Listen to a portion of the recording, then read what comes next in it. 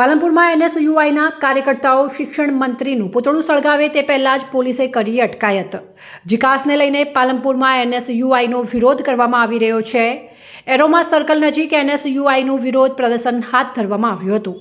NSUI દ્વારા સૂત્રોચ્ચાર કરીને શિક્ષણ મંત્રી હાય હાયના નારા લગાવ્યા હતા। મોટી સંખ્યામાં એનએસયુઆઈના કાર્યકરો વિરોધ પ્રદર્શનમાં જોડાયા હતા।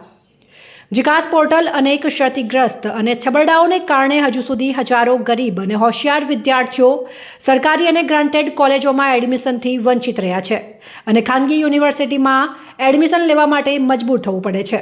રાજ્યની ભાજપ સરકાર લાખો વિદ્યાર્થીઓની કારકિર્દી સાથે છેડા કરતી હોવાના આક્ષેપ સાથે આજે બનાસકાંઠા જિલ્લાના એનએસયુઆઈના તમામ કાર્યકર્તાઓ અને હોદ્દેદારોએ પાલનપુર એરોમા સર્કલ ખાતે એનએસયુઆઈનું વિરોધ પ્રદર્શન કરીને શિક્ષણ મંત્રીનું પૂતળા દહન કરે તે પહેલાં જ પોલીસે તેમની અટકાયત કરી હતી।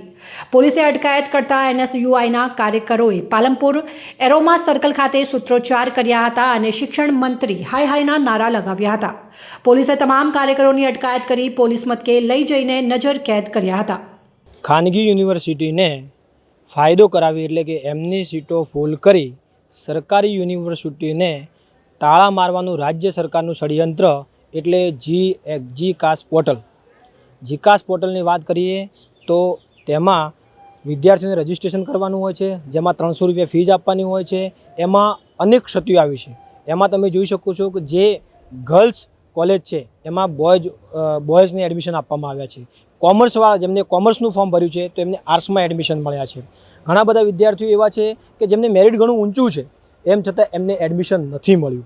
એ સિવાય ઘણા વિદ્યાર્થીઓને પૂરતું માર્ગદર્શન ન હોવાથી રજિસ્ટ્રેશન જીકાસમાં કરાવ્યું જ નથી, જેના હિસાબે એ વિદ્યાર્થીઓ જે ગ્રાન્ટેડ કે સરકારી કોલેજો છે જેમાં જે કોર્સ 1500 થી 2000 રૂપિયામાં એડમિશન મળીને આખા વર્ષની 1500 થી 2000 રૂપિયા ફી હોય છે, તેની સામે તે લોકો પ્રાઇવેટ યુનિવર્સિટી તરફ વળ્યા છે જેની ફીસ એ જ 1500-2000 રૂપિયાના કોર્સની ફી 40-50 હજાર રૂપિયા હોય છે।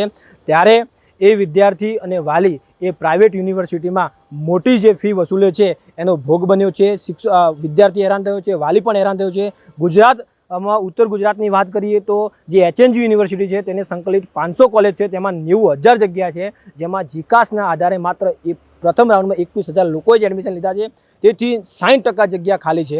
આમાં ચોખ્ખું દેખાઈ રહ્યું છે કે ભાજપ સરકારે પ્રાઇવેટ યુનિવર્સિટીને ફાયદો કરવા માટે આ જીકાસ નામનું ષડયંત્ર બહાર લાવ્યું એમને લાગી રહ્યું છે। આજે એનએસયુઆઈ દ્વારા તમામ જગ્યાએ રજૂઆતો કરી છે અને આજે અમે શિક્ષણ મંત્રીના પૂતળા દહનનો કાર્યક્રમ રાખેલો હતો, પણ આ બેરી લૂલી આંધળી સરકાર વિદ્યાર્થીના પ્રશ્નો સાંભળવાની જગ્યાએ, એની રજૂઆત સાંભળવાની જગ્યાએ, એનું નિરાકરણ લાવવાની જગ્યાએ એનએસયુઆઈના તમામ કાર્યકર્તાઓ અને વિદ્યાર્થીઓની અટકાયત કરી છે અને પૂતળાનું દહન કરતાં અમને અટકાવ્યા છે, જે ખરેખર શરમજનક બાબત છે। ઈશ્વરભાઈ ડામોર।